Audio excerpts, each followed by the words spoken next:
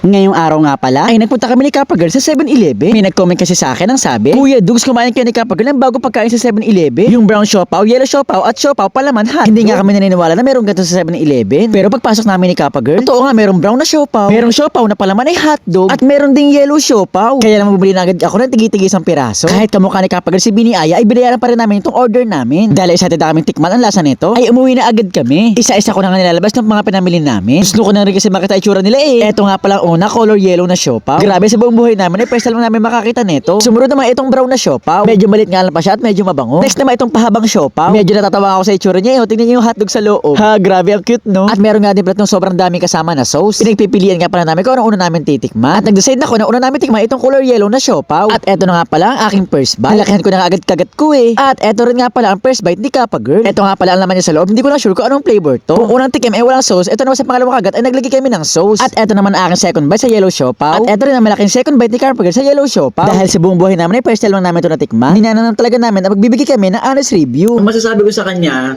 first time ko na siyang natikman pero wala akong maisip na katulad niya na lasa. So para sa akin, masarap siya, hindi siya masyadong matamis, maalat pa. Wala akong masyadong nalasahan ng ganun. So bibigyan ko siya ng 9/10. Para sa akin naman, lasa siyang pizza, yung mga toppings ng pizza tapos malambot na tinapay. So, bibigay ko sa kanya 8 out of 10. Ang sunod naman namin titikman ay itong kulay brown na siopaw. Parang burger nga lang pala siya na maliit. At nag-unang kagat na nga ako ng first bite. At nag-unang kagat ng first bite na rin si Kappa Girl. Kaya pala siya kulay brown na siopaw kasi meron pala siyang chocolate sa loob. Para malaman ang pagkakaiba, syempre sa second bite ay naglagay rin kami ng sauce. Eto na ang aking second bite sa brown siopaw. At eto na rin ang second bite ni Kappa Girl sa brown siopaw. Grabe, sa 9 years ko sa mundo na to. Akala ko talaga puti lang ang siopaw. Eto pala ang honest review namin. Ang masasabi ko naman dito, para lang siyang tinapay na may chocolate, pero yung chocolate di masyadong matamis, hindi siya ganung kalasa, pero masarap siyang kainin ng kainin. Tapos, sa kanilang dalawa, may sauce o walang sauce, masarap, pero mas masarap, lalo na kapag mainit parehas, ang sarap. So, bigyan ko siya ng 8/10. Para sa akin naman, yun, nasa lang siyang tunaw na chocolate, tapos, may tinapay. Masarap rin siya, parang, basta masarap siya. Last but not the least, itong nakakatawang itsura, ang pahabang siopaw na may hotdog sa loob. Sobrang natatawa talaga ako sa itsura nito. Mukha nga pala siyang masarap, kaya naman nilakahin ko na talaga ang aking first bite. Pero nga din pala si Kappa Girl, nilakahin na rin nga pala niya kanyang first bite. Yung hotdog nga pala niya ay talaga hanggang labas. So puno talaga siya ng hotdog. Syempre, naglagay na rin kami ng sauce. At eto na ang aking second bite sa siopaw hotdog na to. At eto na ang second bite ni Kappa Girl sa siopaw hotdog. Well, makikita niyo sa reaction namin kung ano masasabi namin. At eto nga pala ang masasabi ko sa siopaw hotdog.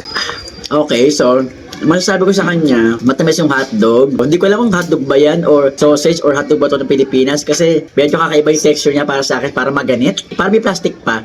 Pero wala siyang plastic, so, tapos matamis siya. So, para sa akin na hindi malambot yung hotdog, bigyan ko na siya ng 4/10. Para sa akin naman, yung nalalasahan ko lang yung hotdog kasi parang walang lasa to. Hindi masarap yung hotdog.